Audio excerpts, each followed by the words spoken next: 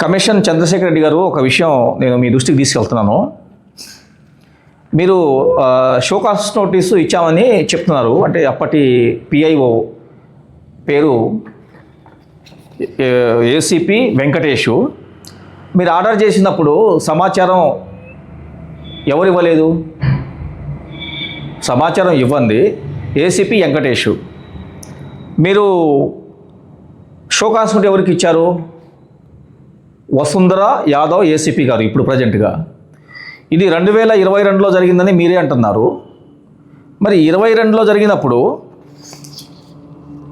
ఇప్పుడు ఏసీపీ గారు RTI file ఎవరికి ఇవ్వాలా ఎవరికి ఇవ్వకూడదని చూడరు కదా. మీరు నేరుగా ఎవరి మీద చర్యలు తీసుకోవాలా? అప్పటి ఏసీపీ వెంకటేష్ మీద ఆ రోజు మేము ఆర్డర్ జారీ చేసినా కూడా మీరు సమాచారం ఇవ్వలేదు. ఆర్డర్ మీద కూడా నాన్ కంప్లైంట్ కూడా చేశారు అని మీరు మీ చట్టాన్ని ఇంప్లిమెంట్ చేయాలండి. రోజువారీ జరిమానా 250 రూపాయలు ఉంది. తర్వాత జరిమానా 25,000 రూపాయలు ఉందండి. మేము విడిగా చర్యలు తీసుకుంటాము, సీక్రెట్గా చర్యలు తీసుకుంటాము. దేనికండి ఇది?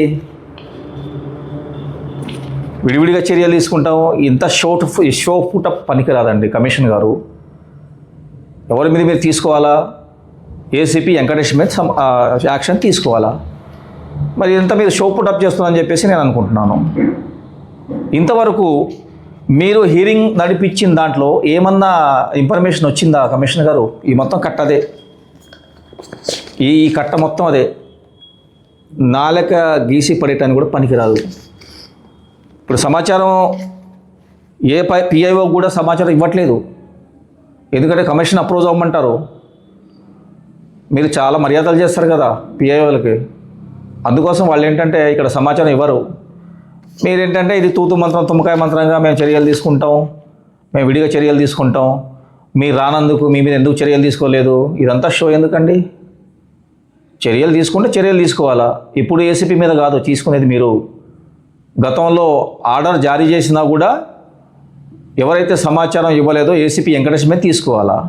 కానీ ఈరోజు ఏదో నాన్ కంప్లైంట్ మీద ఇచ్చేసి మేము ఆర్డర్ జారీ చేసాము, విడిగా కంప్లైంట్ చేసాము, మీకు అనుకూలంగా ఆర్డర్ ఇస్తున్నాం.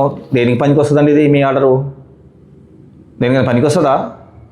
చంద్రశేఖర్ రెడ్డి కమిషనర్ గారు దేనికైనా పనికి వస్తుందా అంటున్నా.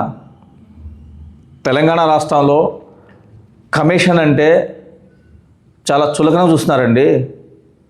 మీరు దర్జాగా సీట్లో మీరు కూర్చొని ఏసీ రూమ్లో మీరు ఏదో నేను కమిషన్ ఉందని చెప్పేసి మీరు ఫీల్ అవుతున్నారు.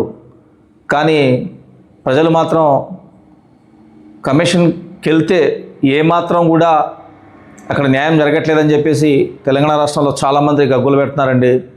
కొంచెం పేదల కోసం ఆలోచించండి. వచ్చేదంతా పేదవాళ్లే. మీరు కూడా నన్ను ఒక ప్రశ్న అడిగారు. ఎప్పుడు? 21/7/2026న ప్రశ్న అడిగారు. ఇన్ని కేసులు పెడుతున్నారు మీరు, మీకే ఎందుకు ఈ నష్టం జరిగింది అంటారు మీరు అన్నారు. నష్టం నా జరగటం కాదండి, చాలామంది జరుగుతుంది. నేను మీ దాకా వచ్చాను కాబట్టి మీకు తెలిసింది, కానీ చాలామంది మీ దాకా రాలేకపోతున్నారు. ఇది గుర్తుంచుకోండి కమిషనర్ గారు. ఆ రోజు పోలీస్ కమిషనర్ ఆఫీసులో కొన్ని కేసులు నాతో రాజీ రాయించుకున్నారు మీరు. అదే రోజు మానవ హక్కుల కమిషన్ నుంచి కూడా పిఐఓ గారు వచ్చారు. కానీ మీరు ఏదైతే ఫాల్స్ ఇన్ఫర్మేషనో దానికి సపోర్ట్ చేస్తున్నారు. ప్రత్యక్ష సాక్షి నేనే. తప్పుడు సమాచారానికి మీరు సహకరిస్తున్నారు. పిఐఓలు తప్పు చేస్తారని సహకరిస్తున్నారు. పిఐఓలు తప్పుదోవ పట్టించే సమాచారాన్ని మీరు సహకరిస్తున్నారు. అంటే కమిషన్ని హోదాలో మీరు సరి అయిన పద్ధతిలో ఇంప్లిమెంట్ చేయట్లేదు నా ఒక ఉద్దేశం. ఇది నిజం. ఇట్లాంటిది తప్పులు మీరు చేయకూడదని చెప్పేసి భావిస్తున్నాను. ఇది కూడా ప్రభుత్వం ఆలోచించాలి. ప్రభుత్వం ఈ విషయంలో విచారణ జరిపించాలి. విచారణ జరిపించేసి ఆర్టీఐ కమిషన్లో ఎంతమందికి చర్యలు తీసుకున్నారు, పిఐఓలు దర్జాగా వస్తున్నారు, దర్జాగా పోతున్నారు, కానీ కమిషన్లు మొత్తం పిఐఓలకే ఒత్తాసు పలుకుతున్నారనేది కూడా చాలా ఆరోపణలు ఉన్నాయండి.